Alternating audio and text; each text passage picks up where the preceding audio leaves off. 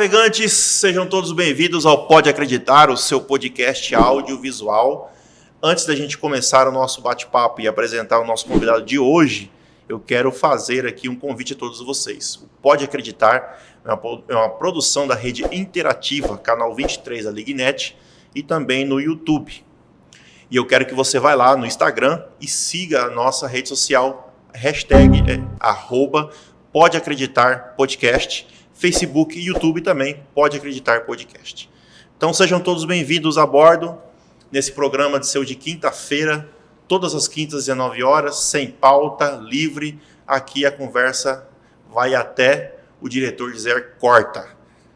Eu estou aqui com o pastor Dinho. Pastor, muito obrigado pela sua presença. O privilégio é meu, muito obrigado. Muita honra mesmo, como nós já tínhamos conversando aqui no início. O senhor é uma das pessoas que eu acho que o senhor escuta muito isso, né? Espelhar as pessoas, né? Uhum. O senhor talvez não conheça quem são as pessoas, mas as pessoas se espelham na sua vida através do seu testemunho, através das suas palavras e de tudo mais. Pastor presidente, pastor sênior, como é que chama lá na igreja? Tanto faz, pode chamar de presidente, como que tem cabelo branco, pode chamar de sênior. É isso aí, é o pastor da Atos de Justiça. Sim. Muito obrigado pela sua presença. Eu queria que o senhor se apresentasse aí para os nossos telespectadores. Legal. Bom, meu nome não é Dinho, né? Dinho é meu apelido. É um apelido de infância que eu ganhei quando eu tinha 2 anos. Né? Meu nome é Gladstone. E por que Dinho? Porque meus pais me chamavam de Gladinho. E eu tenho uma irmã que nasceu 1 ano depois de mim. E ela não sabia falar Gladinho, falava Dinho e ficou Dinho. Né? Ficou o apelido, então, até hoje. Vai ficar até o final da vida. Até o final da vida. Ganhei no começo da vida esse apelido e vai permanecer. Legal, né? E sou pastor presidente do Ministério Atos de Justiça. Né?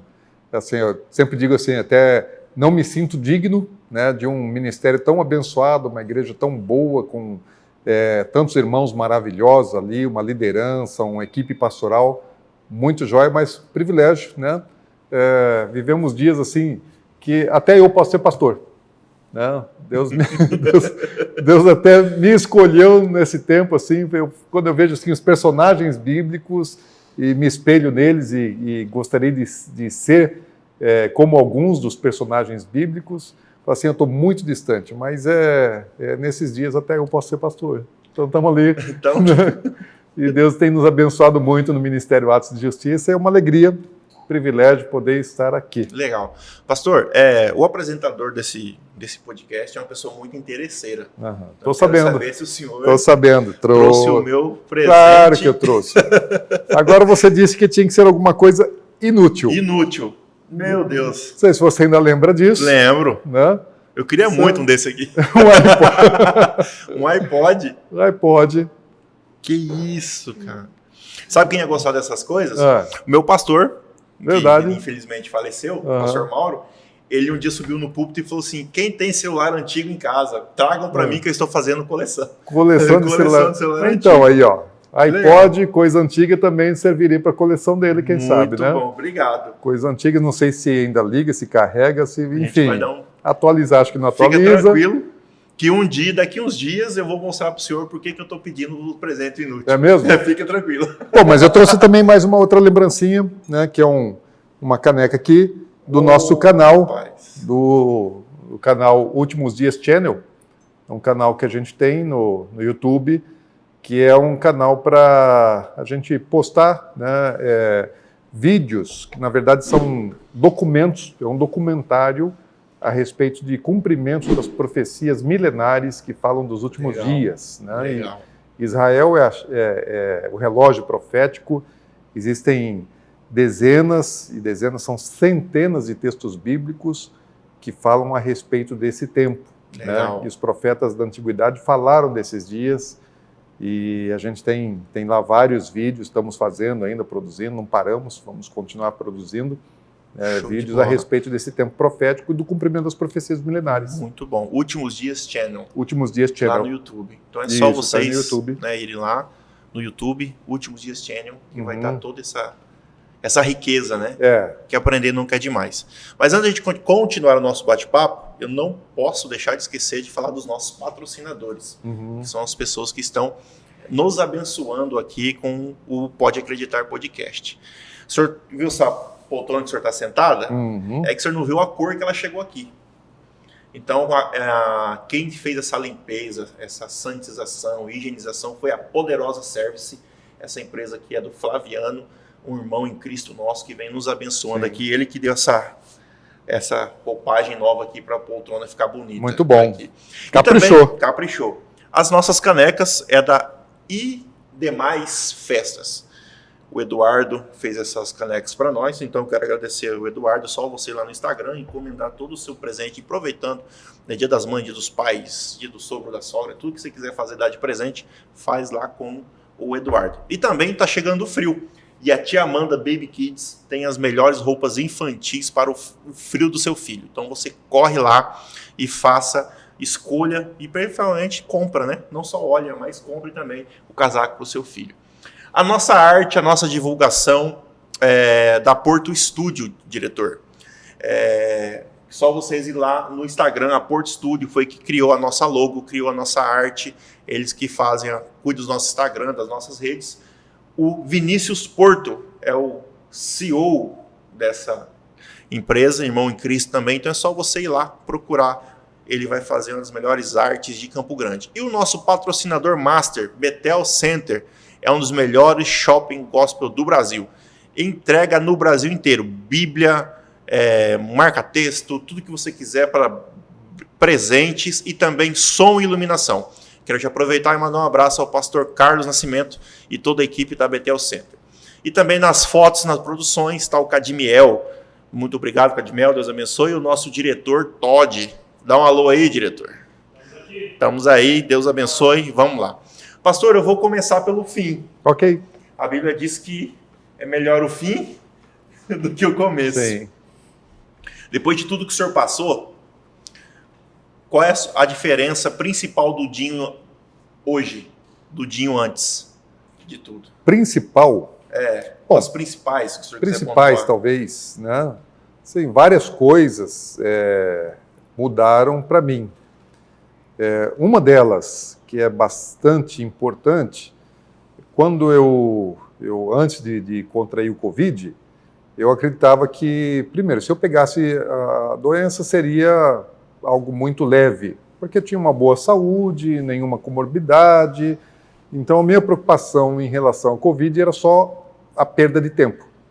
Achava que eu não tinha 15 dias para ficar enfurnado dentro de casa, lá trancado dentro de um quarto, o mundo acontecendo e eu parado lá esperando passar, né, meu tempo lá de quarentena dentro de um quarto. E que aí eu ficaria 15 dias, assim, produzindo muito pouco, né, fazendo quase nada. Então eu achava que não tinha 15 dias para ficar parado. E Deus me mostrou que eu tenho muito mais do que isso. Eu fiquei mais de 100 dias sem estar na igreja, né? Então assim, mudou muito o meu conceito, minha concepção em relação a esse dinamismo, ativismo, né? Querer fazer o tempo todo, estar muito ativo, agitado. Eu sempre fui muito de fazer, né, de realizar, de trabalhar. Gosto de trabalhar, sempre gostei de trabalhar. Mas hoje, assim, já estou muito mais tranquilo, meu ritmo mudou. Tenho condição hoje de ter um ritmo tão acelerado como eu tinha antes, mas eu já não tenho mais a mesma necessidade de andar com o pé no fundo do acelerador. Aprendi a dosar mais o meu tempo, as coisas que eu tenho que fazer, então estou curtindo mais algumas coisas que eu quase não conseguia dedicar tempo. Então, hoje, só eu e minha esposa em casa, né? Mas eu estou ficando muito mais tempo em casa com ela, né? Aproveitando muito mais a minha vida conjugal, né? Na companhia de minha esposa. Ela foi quem mais assustou, né?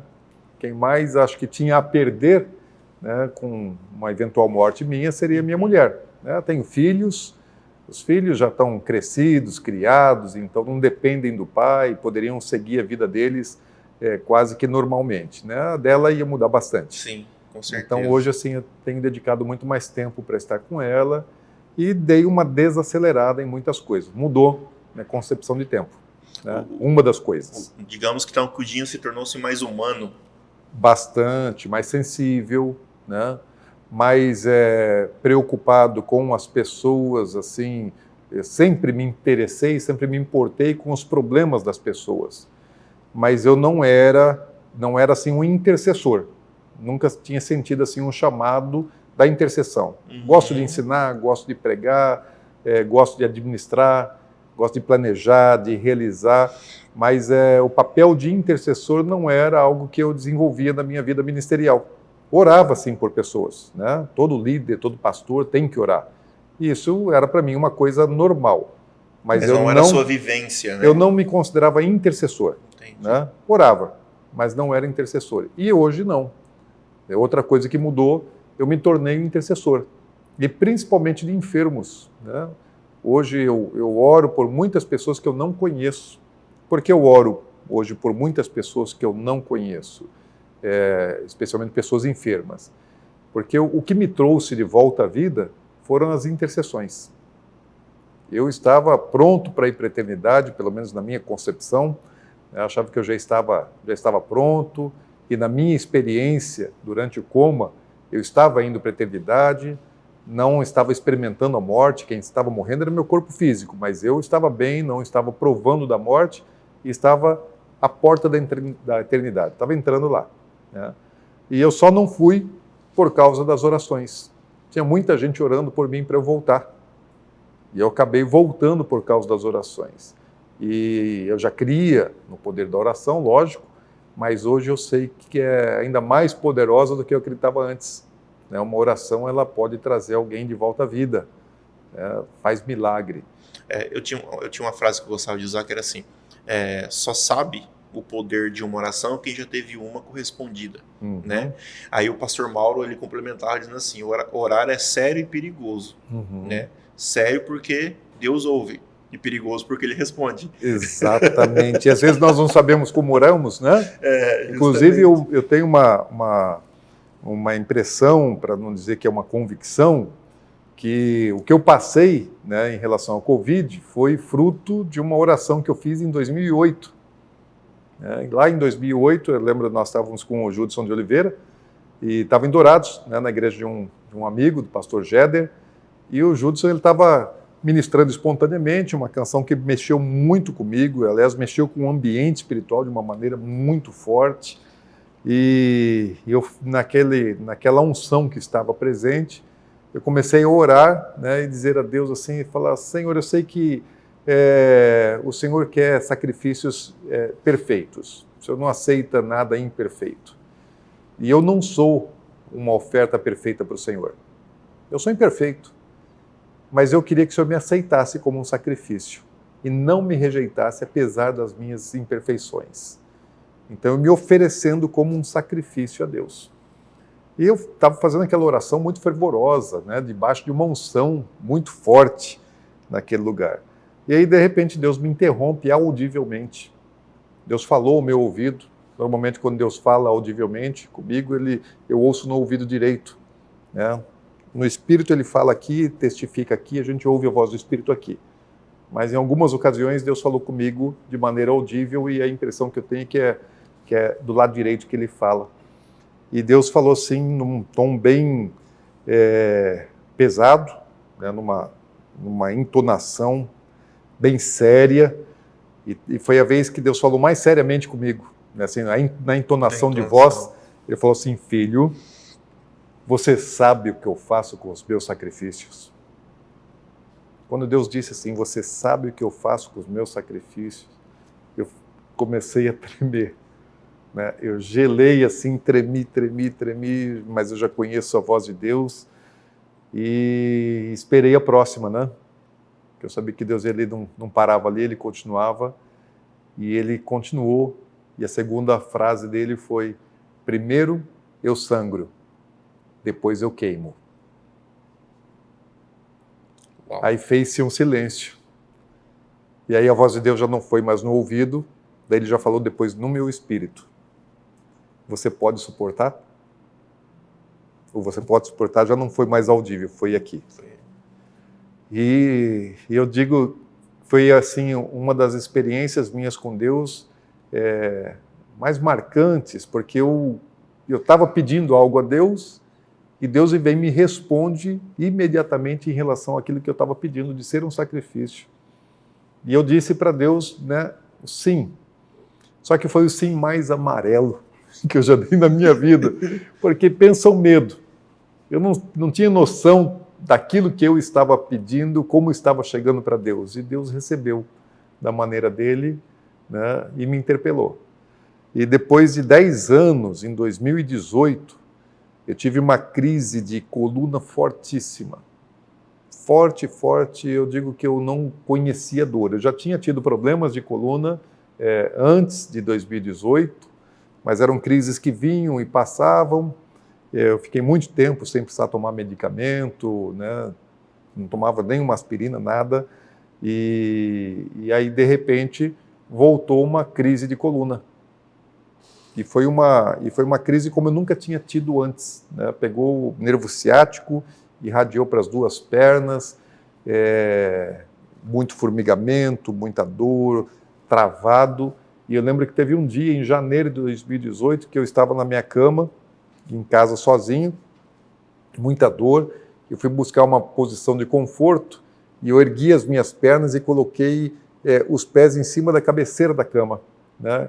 De costa para a cabeceira, cabeça ao contrário, e os pés coloquei em cima da cabeceira. E quando eu coloquei ali naquela posição, que era uma posição de conforto para mim, é como se assim um punhal tivesse penetrado na minha coluna.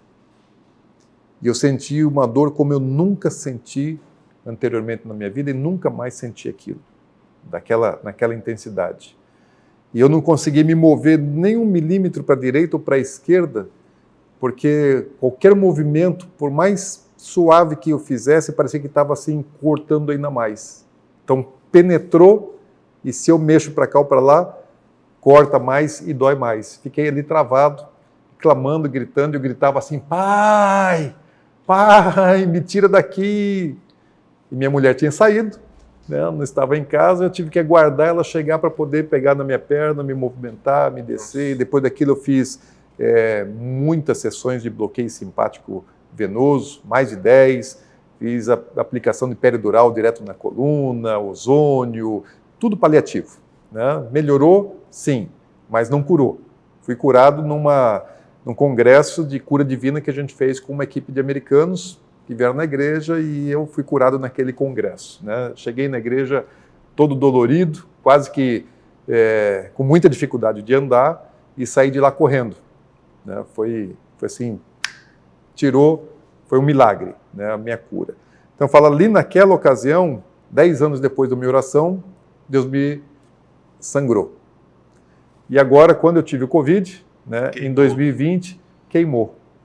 Porque 1/3 do meu corpo evaporou. Eu tinha 92 para 93 quilos e eu baixei para uns 60 quilos. Nossa.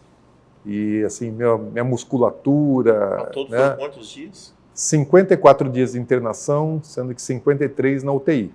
Primeiro dia Já foi no quarto, daí no segundo dia já fui para a UTI, e quando eu saí da UTI já fui direto para o home care, né, que foi uma grande bênção para mim poder ficar na UTI até ter condição de ir para home care.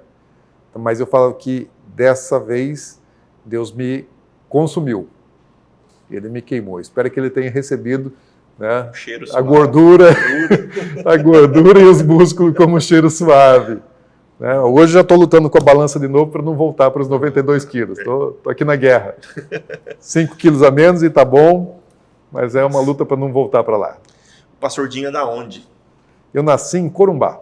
Corumbaense. Nasci em Corumbá. Já perdeu até o sotaque. Não, mas como? Eu não tenho sotaque 2, 3, casa de tetia. Meu filho de 5 anos fala que é o idioma do xixi. É que eu saí de Corumbá muito novo, né? Então eu nasci em Corumbá, mas eu cresci e vivi toda a minha vida aqui em Campo Grande. Passei pouco tempo fora de Campo Grande. Sempre quis ser pastor? Não, nasci em lar cristão, filho, neto, bisneto, tataraneto de crente, mas eu só conhecia Cristo aos 18 anos de idade. Lá pelos 20 anos eu tive meu chamado ministerial, foi uma luta, né? Não queria, né, resisti quando foi meu chamado. Eu lembro até estava tendo um congresso missionário na primeira igreja batista, onde eu me converti, onde eu, na verdade, cresci, né, aqui em Campo Grande, mas só me converti aos 18 anos e estava tendo um congresso missionário com a Valnice Milhomens, que era missionária da Convenção Batista Brasileira em Moçambique à época. E ela veio, né, fazer essa conferência e no final de uma ministração dela, eu não lembro da mensagem, mas eu lembro do hino que cantou, que é Tudo Entregarei. E naquele apelo, né, o Senhor me chamou. Eu já estava bastante envolvido na igreja, liderança de jovens, essas coisas, mas assim, houve o meu chamado ministerial aconteceu naquela noite. Só que eu relutei. Eu não fui à frente, fiquei sentado, fiquei chorando no banco da igreja, não fui à frente.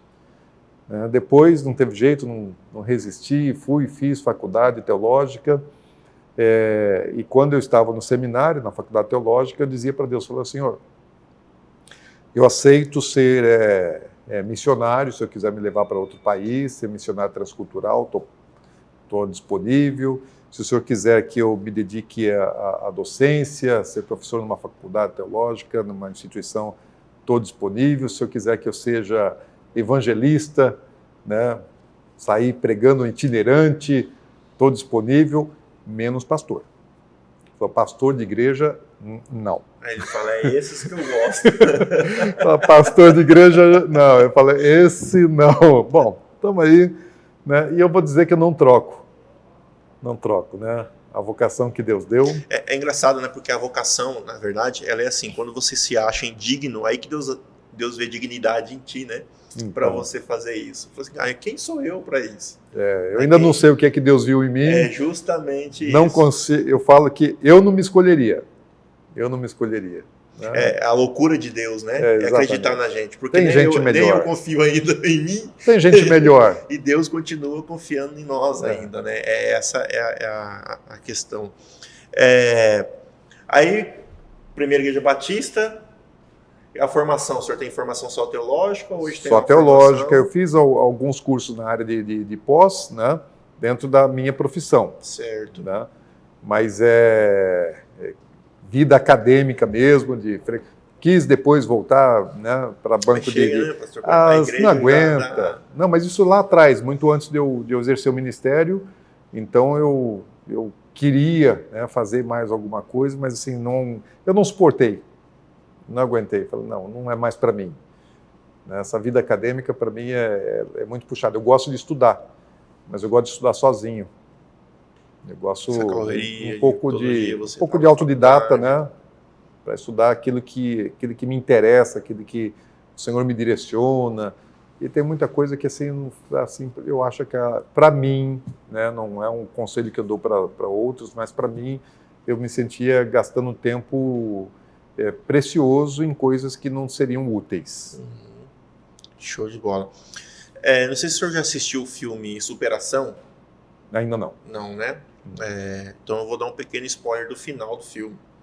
Na verdade, o menino ele se afoga na água congelada, gelada. Eu vi um trailer. E isso é através das orações e tudo mais. E da mãe, na verdade, ele morreu. Né? Ele morreu e ele ficou não sei quantos minutos sem oxigênio. E talvez através da oração da mãe ele volta à vida. E o filme desenvolve na busca dele se voltar, né, a vida em si, de verdade mesmo, ter a vida dele. E no final do filme,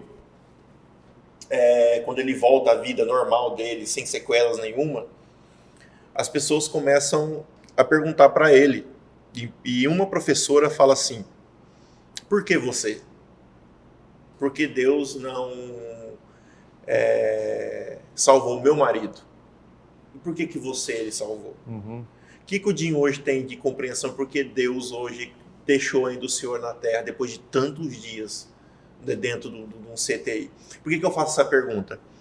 Porque eu perdi meu pastor. Né? E aí, várias vezes na intercessão no hospital, nós nos encontrávamos a equipe da intercessão. Lá a gente se cruzava porque nós íamos para lá também. E assim, hoje eu tenho um entendimento claramente o porquê do nosso pastor, do pastor Mauro. E não sei se O senhor tinha um contato com ele, né? Ele foi meu professor. Isso, justo. Eu acho que vocês escreveram, não sei se chegaram a escrever aquele livro com o Carlitos Paes. Não, eu não participei. Não participou, não. Né? E aí, ele era uma pessoa apaixonada pelo céu. Uhum. Se o senhor for no YouTube da igreja, tem 92 vídeos gravados durante a pandemia, que ele fala só do arrebatamento. E aí ele falava duas coisas na igreja. Primeiro, que no céu tem uma fonte de Coca-Cola. Ele falava justamente isso. Ele falou assim, não tem um cara que inventou a Coca e ir pro inferno. Ele falava, tem que ir pro céu. Inclusive, quando eu for pro céu, eu vou tomar Coca na fonte. Ele falava desse jeito. E o segundo, ele falava assim, se acontecer algo comigo, não orem pela minha cura. Porque se eu voltar, eu vou puxar o pé de vocês. Porque eu amo o céu. Eu sou apaixonado pelo céu. Né? Então, assim, e aí eu tenho esse entendimento hoje, eu já tenho claramente, quando Deus aconteceu o que aconteceu, simplesmente a vontade dele foi estabelecida. Uhum. Então, a pergunta que eu faço assim, por que o Dinho? O que hoje o senhor pode dizer para as pessoas que perderam os entes queridos, as pessoas que estão na luta? Em dezembro, nós 4 em casa, eu sou casado, tenho 2 filhos, um casal, nós 4 pegamos Covid. Uhum. E minha esposa, eu quase fiquei viúvo. Né? Eu só não tenho cabelo, pastor, mas eu tenho só 34 anos de idade. Mas e minha esposa quase faleceu. Ela teve 50% do pulmão, graças a Deus. Deus ungiu as mãos dos médicos, das pessoas que né, não precisou de algo mais sério. Então, assim, qual que é a mensagem hoje, qual é a palavra no mundo que a gente está vivendo que o pastor Dinho fala para as pessoas? Por que foi o Senhor e para encorajar as pessoas a não desistirem? Bom, acho que existem mais coisas, né, além do nosso conhecimento, né, do nosso pouco conhecimento sobre isso. No meu caso, eu tenho né, um entendimento, um coração muito parecido com o do pastor Mauro. Ele foi meu professor no primeiro ano de faculdade teológica. Sempre admirei muito, um homem inteligente, culto. Ele era um cara que me constrangia. Sim. Por que ele me constrangia? Porque eu venho de uma cultura que eu só não precisaria estudar. Uhum. Se você tem um chamado, você é pastor. E ele não, com doutorado, com mestrado. Né? Eu lembro quando ele foi para a Inglaterra. E depois foi para os Estados Unidos também. Aí, eu acho, só um parênteses aqui, teve uma vez no Natal que ele subiu no púlpito com a toga de doutorado dele e ele pregou na cantata assim, hoje eu vou provar que Jesus existe, não sendo pastor, mas sendo doutor. Uhum. E a mensagem dele foi toda científica, né? Mostrando e provando que Jesus existia. Então, assim, eu falava para ele, pastor, o senhor me constrange, mas é um constrangimento pelo bem, para buscar o conhecimento. Sim. Não, ele era um homem admirável, né? E, inclusive, ele faleceu na mesma UTI que eu estava durante a minha internação. Né? Ele internou depois de mim e ele faleceu na mesma UTI, né? Antes que eu saísse de lá. E, bom, é difícil saber o porquê um vai e o outro não vai, porque O pastor Denilson também, né? Estavam tudo mesmo. Também. Quando eu cheguei na UTI, o Denilson já estava internado e eu era intercessor dele lá. Né? Porque do meu box, eu enxergava o box dele. E quando eu via alguns momentos que ele não estava bem, algumas intercorrências até, eu sempre levantava a minha mão e intercedia e abençoava a vida dele ali. Então, fui intercessor dele antes da minha intubação. Quando eu estubei, quando eu voltei à consciência, ele já não estava mais internado. Né? Bom, por que eu voltei? Porque eu também era apaixonado pelo céu. E eu até dizia, né, tinha uma expressão, e não era brincadeira, ela era muito séria, que eu dizia assim, se eu morrer, né, em qualquer ocasião, não orem para eu ressuscitar. Porque se alguém orar para eu ressuscitar e eu voltar, eu mato essa pessoa. Né? Eu não volto, né? Eu me preparo para a eternidade. Eu tenho uma frase que é um lema para a minha vida e também já é um lema para a igreja, que é viva todos os seus dias por causa daquele dia. Então esse dia vai chegar, né, em que vamos nos encontrar com o Senhor. E eu quero chegar lá e poder olhar para Jesus e ouvi-lo me chamar de servo bom e fiel. Claudinho, você foi um servo bom e fiel. Entra. Sobre o pouco você foi fiel, sobre o muito te colocarei. Entra no gozo do teu Senhor. Então, se eu ouvir isso do meu Senhor, eu já estou suficientemente satisfeito, eu não preciso mais nada. Entrar no gozo do meu Senhor. Eu creio nisso, eu vivo por isso, eu penso nisso. Todos os dias, né, alguma coisa sobre a eternidade vem na minha mente. Então eu sou um homem apaixonado pela eternidade, né, por aquilo que está reservado para nós. Então eu estava pronto para ir. Me achava pronto, queria ir, desejava ir. E quando eu estava assim, no final do Vale da Sombra da Morte, porque eu tive uma experiência real de entrada, né, no Vale da Sombra da Morte e depois lá na saída do Vale da Sombra da Morte. E eu avistava, né, a estação de entrada da eternidade e eu queria ir e perguntava a Deus, Deus, o que o Senhor quer? Quer que eu vá ou quer que eu volte? Por quê? Porque eu entendi naquele momento que eu tinha um livre-arbítrio, que eu tanto poderia ir como poderia voltar.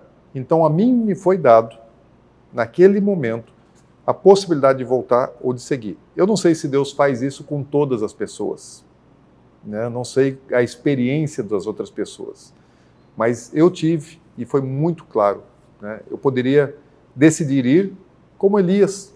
Elias, ele chegou num tempo do ministério dele e falou, Senhor, manda o Uber do céu que eu estou indo, chega, cansei desse negócio aqui, não dá mais não, né? E Deus ainda tinha um plano para ele, mas aprovou o pedido de Elias, né? Deu algumas recomendações para ele cumpriu meia boca ainda, e Deus mandou a carruagem do céu e ele subiu, né? Encerrou o ministério dele, talvez antes do momento que Deus tivesse pensado para ele. Mas, enfim, Deus deu essa possibilidade para ele. Eu creio, aliás, quanto a isso eu tenho até certeza, de que eu não tinha cumprido tudo aqui na Terra, né, daquilo que eu vim fazer. Eu tenho um entendimento muito claro de que nós temos uma identidade espiritual em Deus e nós temos um propósito de existência. Deus escreveu em um livro, como diz lá em Salmo 139, todos os meus dias antes de que o primeiro existisse. Em Efésios 2:10 ele fala que Deus ele estabeleceu de antemão, antes da fundação do mundo, como está no capítulo 1 de Efésios, né, as boas obras nas quais eu deveria andar. Então Deus já pensou tudo, planejou tudo, imaginou tudo para mim e registrou isso tudo. E eu não cumpri ainda tudo aquilo que Deus planejou e registrou como um projeto para a minha existência.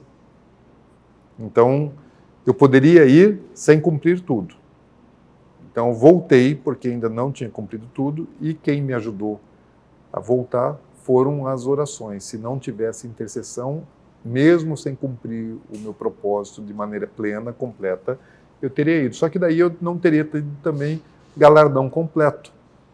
Porque o apóstolo João fala assim, cada um cuide para não perder galardão completo. Ou seja, existe uma recompensa. A salvação é gratuita, né? A salvação é de graça. Mas então, o galardão... O senhor poderia ter aceito, ter ido, sim, mas o seu galardão seria menor. A sua missão não teria cumprido na terra e o seu galardão seria menor. Seria incompleto, né? Daquilo que Deus tem reservado para mim, eu não teria conquistado tudo. Sim, conquistei uma boa parte, mas não teria conquistado tudo. Então, assim, para quem está aqui, o meu entendimento é, não viva por causa dessa vida. Né? Para você que está nos vendo assim, não viva por causa desse tempo presente, porque o nosso tempo presente é muito curto. Né? A nossa vida na Terra é para cumprir missão. Nós não viemos aqui para ter prazer com o mundo, no mundo, para amar o mundo, as coisas do mundo, para ganhar dinheiro, para enriquecer, para poder se divertir. Até faz parte, lazer, né? Prosperidade Deus quer dos seus santos da terra, mas o propósito da nossa existência não é esse. Né? O propósito da nossa existência é cumprir uma missão. Né? Cada um, né, Deus dá uma missão. Aquele que hoje nem crê em Deus, ele veio para o mundo para cumprir uma missão que Deus deu para ele. Né? Todos nós. Não é uma missão, não é dada para o cristão. É para cada pessoa que existe uma missão para cumprir nessa terra. Tem gente que veio aqui para ser médico, né, para cuidar de vida. Tem gente que veio para plantar, para a gente poder ter o que comer. Tem gente que veio para construir, para costurar, né, para catar o lixo. Imagina você morar numa cidade sem coletor de lixo.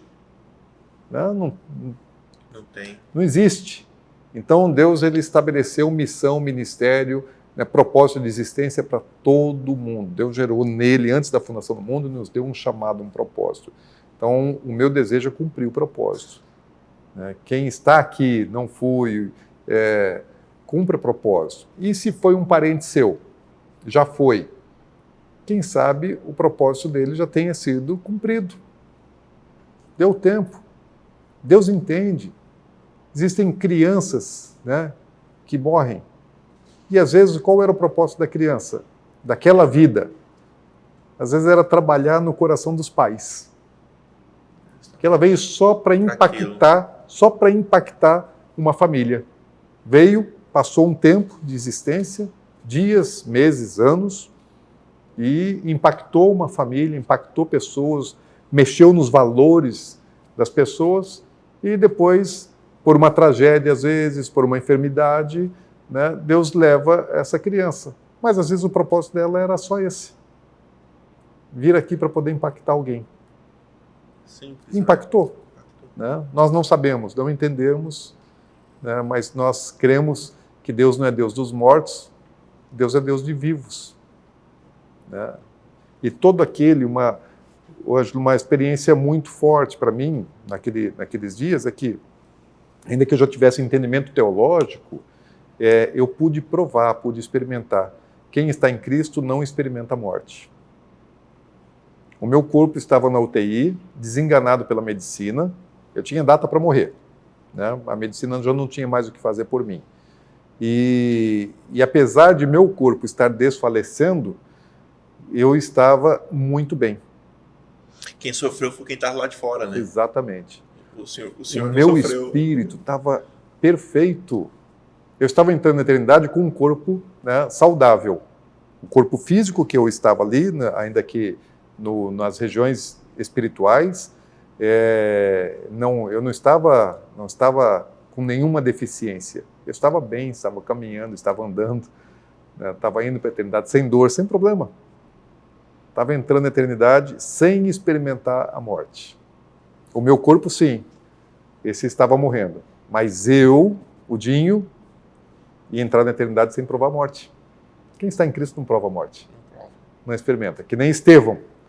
Né? Estava sendo apedrejado, e quando ele estava sendo apedrejado, que ele estava morrendo, ele olha para o céu se abre, e ele vê, né? Jesus se levanta do trono para receber o cara.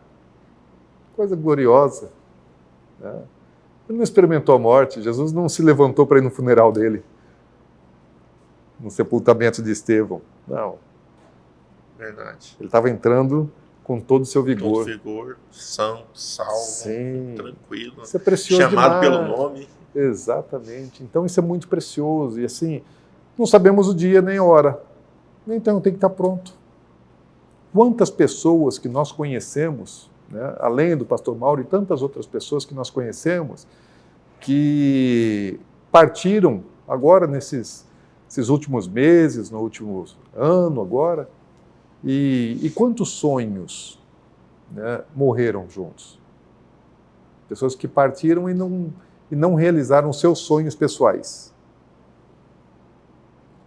Agora, o mais importante não é o realizar um sonho. O mais importante é realizar o propósito da minha existência. Seja ele qual for. Qual for.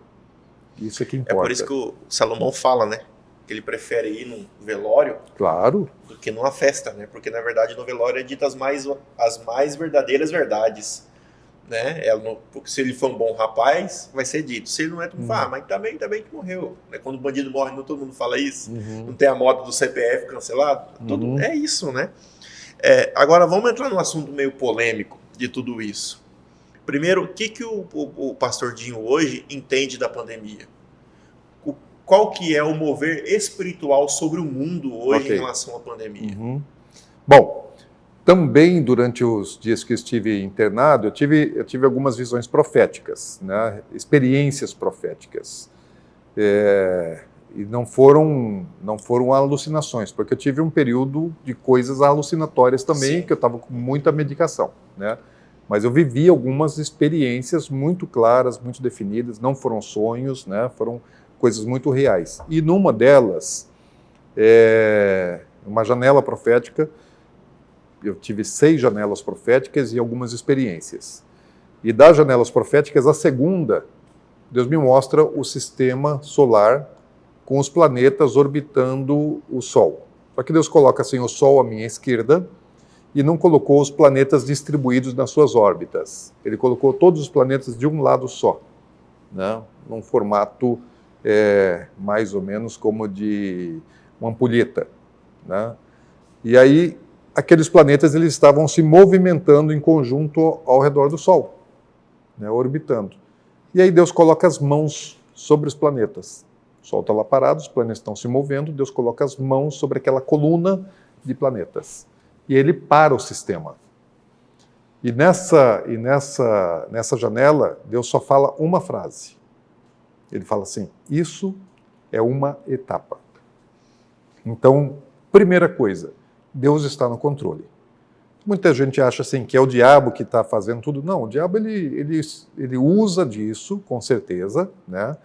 A morte, está causando morte de muitas pessoas, é real, queria minha morte, não tem nenhuma dúvida disso, né? Os intercessores tiveram lutas fortíssimas, né, nas regiões espirituais contra demônios, né? Muitas visões Deus deu para os intercessores em relação à batalha espiritual que estava havendo em torno da minha vida. Mas aquilo que o diabo faz é dentro do controle de Deus. Eu comparo um pouco com Jó, né? Quando Satanás se apresenta para Deus e Deus pergunta, Satanás, de onde você vem? Lá, vem aí de dar uma voltinha na terra, estava dando um rolê, né? E Satanás não fala de Jó. Ele não estava interessado em Jó. Não Foi Deus, né? Foi Deus que provoca ele. Fala, mas eu imagino mais ou menos assim, Deus fala assim... Deus se gaba, né, de Jó. Ô seu incompetente, você não viu meu filho, Jó? Fala, claro que eu vi, mas o senhor também cuida dele, dá tudo para ele, tudo de bom, né? Está protegido, está dentro de uma redoma, né? Abençoadíssimo pelo Senhor, não estou passando de longe, só olhei, né? Daí Satanás fala, mas tira as coisas dele. E aí Deus fala assim, vai você e tira então. Pode ir, vai lá. E Deus coloca os limites para ele. Até onde Satanás pode ir. Então nessa pandemia, quem está no controle é Deus. Aquilo que Satanás está fazendo dentro do limite que Deus estabelece, que Deus permite para ele, né? E eu entendo que Deus está trazendo um juízo, né? Ainda talvez não estejamos aí na grande tribulação, me imagino que não, né? Mas com certeza o princípio das dores, porque é um tempo profético, né? Quando Deus fala assim, é uma etapa, eu entendi que assim, é um tempo necessário, que as coisas que estão acontecendo são necessárias para aquilo que vem depois. Então, uma etapa, né, que antecede algo vindouro. O algo vindouro é o juízo de Deus sobre a terra, né? Virá um período, como Jesus disse, assim, de grande tribulação, como nunca existiram dias tão maus e jamais existirão novamente. E esse é um tempo que está se avizinhando, está chegando. Mas antes disso, tem o princípio das dores. Quando vem o princípio das dores, é como na dor de parto, a gestante ela tem as primeiras dores, isso não vai acabar.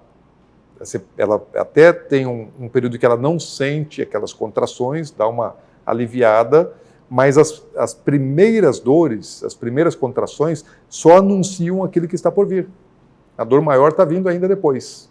Paulo, depois, lá em Tessalonicenses, vai falar a respeito disso, né? Que é como a gestante que está para dar à luz, então vai vir e ninguém vai conseguir se escapar daquele momento, vai chegar, né? Vai vir sobre a face da terra. Então Deus está trazendo um tempo já de preparo, de juízo. E nós vemos isso nas histórias de Israel acontecendo várias vezes, por exemplo, com Jerusalém. Eu gosto muito de Jeremias, é um dos meus profetas preferidos, porque Jeremias ele andou na contramão, né? Ele denunciou os sacerdotes, ele denunciou os líderes, os pastores, ele denunciou os reis, os príncipes, ele denunciou os profetas, porque todos estavam apontando para um lado só, né? Pouco tempo antes, Senaqueribe tinha tentado invadir Jerusalém e Deus trouxe livramento para Jerusalém. E agora eles estavam na mesma confiança. Falaram, não, assim como Senaqueribe não pôde entrar em Jerusalém, né? Nabucodonosor também não vai entrar, não. Né? Porque essa aqui é a cidade santa, a cidade de Deus, está a casa de Deus aqui, o Ninguém templo... toca no ungido. Não toca. E Jeremias está dizendo, não. É melhor vocês se renderem, porque vai ser assim, assim, assim. Só que, quando Deus estava trazendo a advertência através do profeta Jeremias, havia tempo de arrependimento. Deus já sabia que não haveria arrependimento. Né? Já sabia que o juízo ia chegar. Então, o anúncio profético era de algo real que ia chegar. Mas se houvesse arrependimento, teria mudado o destino. Eu já sei que vai acontecer. Como aconteceu com Nínive, né? Sim, exatamente. Nós já sabemos o que vai acontecer porque nós lemos a Bíblia até o fim. Então nós já sabemos o que vai acontecer. Vai vir um período difícil na Terra, muito difícil, que só vai ser sanado com a volta de Jesus. Né? Quando Satanás for aprisionado e todos os inimigos do nosso Senhor forem derrotados. Amém. Agora, daqui até lá, né, nós estamos nessa geração. Nós não temos ainda entendimento de tudo que vai acontecer, mas a pandemia faz parte já desse tempo profético, né, que anuncia dias piores para a Terra, mas Jesus fala assim, quando vocês virem essas coisas acontecerem, regozijai-vos. Não é para se entristecer, alegrai-vos. É uma coisa assim que me deixa meio irado, é justamente isso, que o pessoal fica todo mundo espantado, e principalmente os cristãos. Uhum. É claro que eu fico preocupado, mas eu me alegro porque é o cumprimento da Bíblia. Exato. E a nossa finalidade não é morar no céu, não é arrebatamento da igreja, a gente não prega isso. É isso. Né? É igual esse dia uma irmã chegou e falou assim, irmão, nós temos que orar porque o sinal da besta está aí chegando. Eu falei, irmã, glória a Deus que está chegando. Porque é mais um cumprimento. Uhum. É mais algo que eu estou preparando, está aqui para ser cumprido aqui. E o senhor acha que é chegado nessa visão que o senhor teve, nessa janela, também poderia se entender em uma nova ordem mundial, que está começando a ser implantado hoje? Existe o sistema, né, que na Bíblia, em algumas ocasiões, chama de Império das Trevas, em outras ocasiões simplesmente chama de mundo, né, mas é um sistema. Lá em Apocalipse chama de Babilônia, que não é uma região, uma cidade, até porque a cidade de Babilônia já não mais existe, né, e a profecia é que ela não seria mais reconstruída, então fala de um sistema. Então hoje nós chamamos de nova ordem mundial. O que é isso? É um sistema maligno, né, coordenado, né, pela mente demoníaca, satânica, né, do príncipe das trevas, e que vai estabelecer um domínio, né, um domínio, e eu digo assim, nem é tão absoluto como às vezes muitas pessoas acreditam. Ele não vai ter um domínio tão evidente, forte no planeta todo. Vai influenciar, sim, o mundo todo. Mas ele vai ter resistência. Vai ter resistência. E vai ser um governinho fraco, né? Eu brinco que o governo dele vai ser só de 7 anos, até o Lula ficou 8. Né? E ele só vai ficar 7. Então, assim, é um governinho mequetrefe. Né? Agora, é um governo Dilma. Vai causar muito dano. Então, ele vai sofrer um impeachment aí, né? Vai sofrer um impeachment pelo próprio Senhor Jesus. Jesus vai vir e vai tirar ele do poder, né? E todos aqueles que estão com ele. Então, esse é um tempo profético muito sério, muito importante, né? E a igreja precisa estar atenta e não ter medo. Não ter medo. Porque a igreja já passou perseguição. Os apóstolos todos morreram, à exceção de João, né, que não foi martirizado. Ainda que tenham tentado martirizar João, não conseguiram. Mas os demais foram martirizados. O nosso Senhor foi martirizado. Jesus morreu na cruz. E muitos irmãos nossos, né, do primeiro, segundo século, foram martirizados. Hoje, muitos estão sendo martirizados. E o autor de Hebreus até fala que alguns não queriam ser livres do martírio para poderem alcançar superior ressurreição, para ter uma recompensa, né, um galardão maior no céu, tendo morrido como mártires. Então, nós não temos que ter medo. Né? Medo de morte? Porque o que mais pode acontecer de pior na nossa vida? A morte. Né? O que você pode ter de pior é a morte. E qual o medo da morte? A morte pode nos deter, pode nos segurar?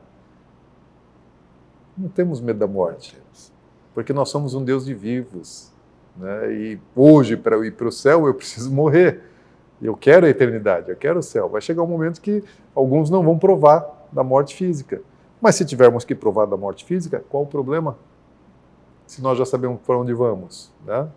Jesus fala, quando vocês virem essas coisas acontecendo, quando eu falo assim dos problemas que acontecem no período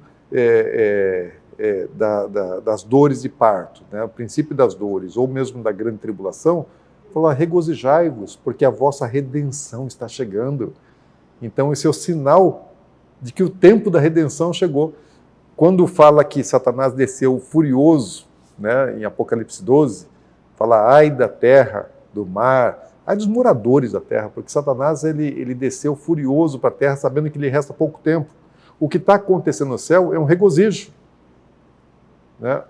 A festa no céu, os céus estão celebrando. A terra está sofrendo agora com a ação do poder das trevas. Mas as regiões celestiais, o céu está feliz. Agora, nós somos cidadãos de onde? Sim. Nós não somos cidadãos desse mundo, não pertencemos a esse mundo. Se o meu reino está em festa, né, e o império das trevas na terra está mal, qual é o sentimento que eu tenho que ter? Se eu estiver ligado no Senhor, nas coisas de Deus, no Espírito de Deus, no mover de Deus, não no mover de Satanás. Eu não me movo por aquilo que Satanás faz. Eu me movo por aquilo que Deus faz. Deus faz. E nos céus hoje existe festa, existe alegria. Quando eu ia falar de arrebatamento, né, Apocalipse e arrebatamento com jovens e adolescentes, eu gosto de enfatizar o lado bom. Claro. Não falar do lado ruim. Um exemplo disso é o seguinte, a carteira de cigarro, o que tem na carteira de cigarro? O cigarro faz mal à saúde, tem a pessoa toda desfigurada, mas o cara compra a cartela e continua fumando. Uhum. Ele não parou de fumar por causa da mensagem que está ali. Então eu vou falar sobre o que vai ter no céu, a coisa boa do céu. Uhum. Então eu vejo hoje justamente isso, esse medo, né, de nós cristãos em relação a isso. Mas a gente tem que se alegrar do lado bom de tudo isso. Existe um lado maravilhoso. Uhum. Né? O céu é algo maravilhoso. O meu sobrinho, quando era criança, ele falou assim, perguntou para mim assim, tio, o céu é tão bom que nem a Sweet Way. Não sei se você vai lembrar dessa loja que tinha no shopping, que é uma loja só de doce. Sim. Mas olha a imaginação da criança. Eu falei assim, o céu é melhor do que isso. Eu falei assim, então eu quero ir para lá. Uhum. Então é isso que a gente tem que enfatizar e entender isso. Porque a gente vê hoje, a maioria das pessoas, é claro que a gente não está sendo negacionista aqui. Uhum. A gente está falando que nós temos que enfrentar, é claro, né? Com máscara, com álcool em gel, com todas as coisas que tem que ser feitas, mas nós temos que se alegrar porque a Bíblia está sendo cumprida, a palavra de Deus está sendo cumprida. O senhor falou em relação a Jeremias, Deus falou que ia ser 70 anos, e teve profetas, falsos profetas levantaram que não seriam 70 anos, mas Deus falou que eram 70 anos, então era aquilo. Jeremias, por um lado, sofria porque o povo estava perecendo, mas por um lado ele estava feliz porque a palavra de Deus estava sendo cumprida, então o que Deus falou, está falado. E pronto, acabou. Né? Exatamente. É justamente isso. Vamos falar um pouquinho da igreja. Por que atos de justiça? Tem a ver com o nosso chamado ministerial. Né? Quando o Senhor falou comigo a respeito do ministério, porque eu era batista, né? Nasci em lar batista, cresci em lar batista, me converti na igreja batista, fiz uma faculdade teológica batista e estava servindo na igreja batista, né? 27 anos servindo na primeira igreja batista depois já da minha conversão. E aí Deus me redireciona, né? Acende de novo aquele meu chamado que eu tinha até abandonado, achando que eu não ia mais cumprir o propósito. Então, assim, eu perdi o trem, né? Perdi o trem foi, eu fiquei, enfim, vou remediar aqui, né, o que eu puder, servir a Deus, mas não vou poder cumprir o ministério que Deus tinha planejado para mim, assim eu pensava. Bom, mas não foi assim que Deus fez. Acho que Moisés experimentou isso de uma maneira mais intensa, né? Ele sabia que era o libertador, depois ele pensou que ele não era mais o libertador. Né? Deus teve que convencê-lo a voltar para o Egito para ser o libertador, que ele saiu do Egito achando que ele era o libertador. Né? Mas, enfim, quando o Senhor falou comigo a respeito de ministério, foi um tempo assim, de muita revelação. Veio uma unção profética muito forte, isso em 2007, que a Atos de Justiça começou no início de 2008, mas o ano de 2007 foi o melhor ano da minha vida, eu digo. Foi um ano assim que Deus virou a chave na minha vida, em muitas coisas. Em muitas coisas. Foi batismo no Espírito Santo, me aconteceu em 2007, revelações, entendimento da palavra, o jejum que mais me marcou até então foi naquele ano, né, um jejum mais prolongado, e que Deus falou muito comigo durante aquele período, falou muito comigo na palavra, falou muito comigo profeticamente, falou através de experiências espirituais reais que eu tive. E dentro de todo esse contexto, o Senhor trabalhou muito comigo a questão das bodas do Cordeiro. Tive uma experiência com o Senhor, Jesus estava numa câmara nupcial e eu estava do lado de fora da câmara nupcial, implorando para poder entrar, para estar com o noivo. E eu me senti naquela experiência como noiva, não um biotipo de noiva, mas um coração de noiva, né? Apaixonado pelo noivo, querendo ir para as bodas, né? Para a câmara nupcial do noivo. E foi algo tão forte, tão real, que quando eu saí daquela experiência, foi um semi-arrebatamento. Quando eu saí daquela experiência, eu ainda, com a minha teologia em relação àquele assunto muito rasa, né, não tinha entendimento a respeito de bodas, de noiva, para mim era mais simbólico, mas aquilo não tinha sido símbolo, tinha sido algo real. E eu fui estudar a Bíblia. Um bom batista, né, falou, não, toda experiência tem que ter fundamento bíblico. E eu fui estudar a Bíblia, fui estudar tudo que falava a respeito de casamento, de noivado, de vida social de Israel, fui pesquisar a respeito disso fora da Bíblia também, e tive entendimentos que até então eu passava pela Bíblia e não me chamavam a atenção. E como o nosso chamado é em relação a preparar uma noiva, né, para Jesus, se preparar como noiva e preparar a igreja como noiva para Jesus, lá em Apocalipse 19 fala que a noiva, né, que está ali, ela já está preparada, foi-lhe dado vestir-se de linho finíssimo, que são os atos de justiça dos santos. A palavra original ali, no grego, é dikaioma. Então, os atos de justiça não são só boas obras, mas lógico que inclui as boas obras também, trabalho social. Mas é tudo aquilo que Deus aprova, que está de acordo com a lei dele, que recebe a chancela de Deus. Fala, isso é um dikaioma, né? Isso é um ato de justiça. Então, o nome do ministério vem daí, né, dessa passagem de Apocalipse 19, por causa da nossa identidade e chamado ministerial. E a gente procura viver isso, né? Procura trabalhar nesse sentido. O objetivo nosso para a edificação do corpo, né, da igreja local, é preparar a igreja como noiva para Jesus. Uma noiva, ela não fala assim, eu vou me casar e estou pronta para casar hoje, daqui a amanhã eu caso. Não, tem um preparo. Esther não se apresentou para o rei assim, ela foi preparada pelo eunuco. Né? O Espírito Santo ele trabalha em nossas vidas como eunuco, né? Ele nos prepara para nos apresentar para Jesus. Paulo fala a respeito disso, né? Que o marido tem que preparar a esposa para apresentar para Jesus, tem que amar para apresentá-la pura, santa, sem defeito a Jesus. E ele está falando da igreja ao mesmo tempo, né? Que nós precisamos ser preparados. Lá em 1 Coríntios, ele fala que ele tinha esse zelo, né? E de preparar a igreja para apresentá-la para Cristo. Então esse é o nosso chamado em relação à igreja local.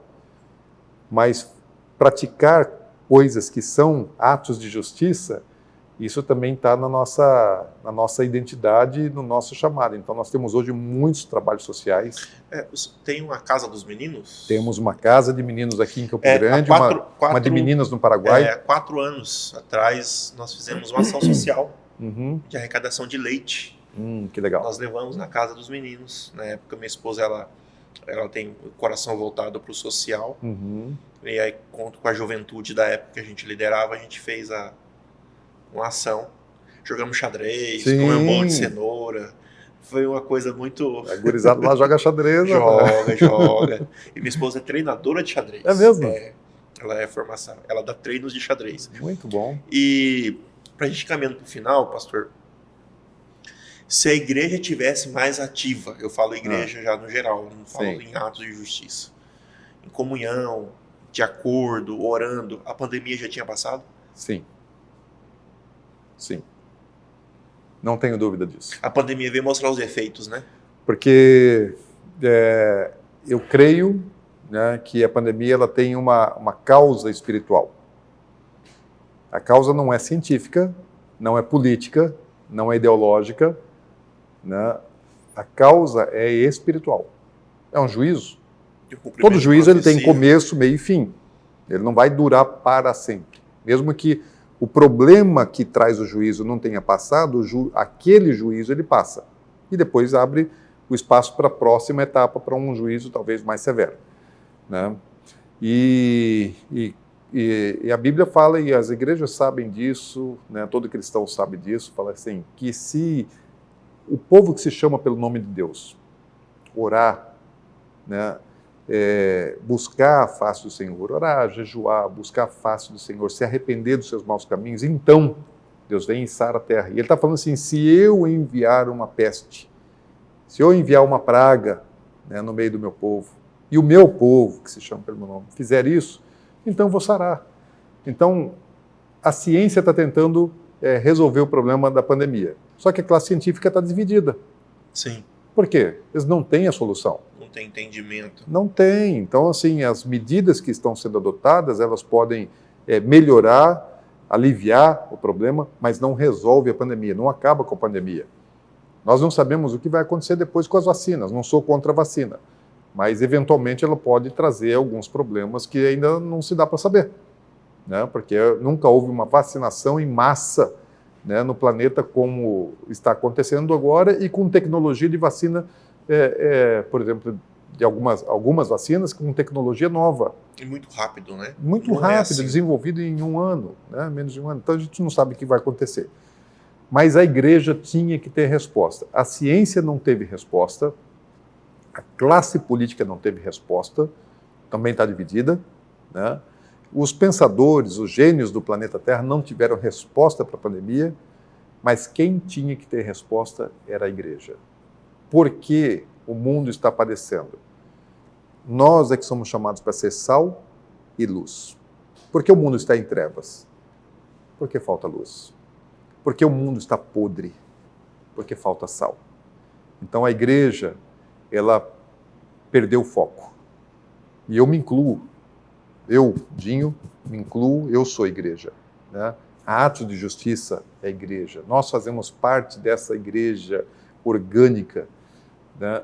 E eu tenho me questionado muito, Senhor, aonde está a minha falha, a minha responsabilidade? Porque orar a gente tem orado, clamar a gente tem clamado, interceder a gente tem feito isso. E muitas pessoas estão sendo curadas. Eu tenho para mim ainda que Deus não mostrou ainda claramente a resposta da pandemia. Uhum. Eu acho que assim, não mostrou porque ainda a gente não buscou em corpo. Sim.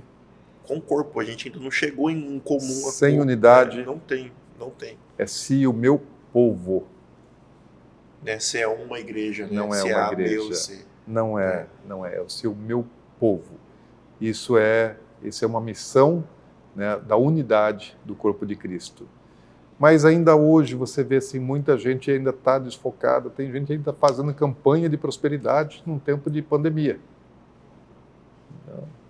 Então... Interrogação. Não dá para entender, né? Não dá para entender. Pastor, obrigado. Eu queria que o senhor olhasse para essa câmera aqui. Eu vou iniciar uma frase. Eu queria que o senhor completasse essa frase, que nada mais é que o nome do nosso podcast. Pode acreditar que Jesus vai voltar e a nossa redenção está chegando, porque toda profecia se cumpre.